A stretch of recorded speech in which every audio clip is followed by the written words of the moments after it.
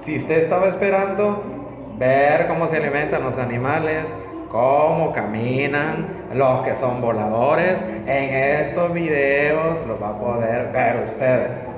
Para mí es una gran satisfacción que se agregue a mi canal para que conozcamos a estos animales feroces, estos animales tan bellos y estos animales tan domésticos que mire cómo los puede chingar uno. Y así le voy a dar a conocer cómo se alimentan, los que vuelan, cómo caminan, los que tienen sus crías por ahí. Así es de que todo lo que yo pueda capturar con mi cámara en el sitio donde ellos andan por ahí en lo natural, se lo voy a dar a conocer, ¿ok? Para los niños, para los más no niños y para los grandototes. Los quiero mucho, bendiciones, ¿ok? Suscríbanse y van a recibir grandes sorpresas en este canal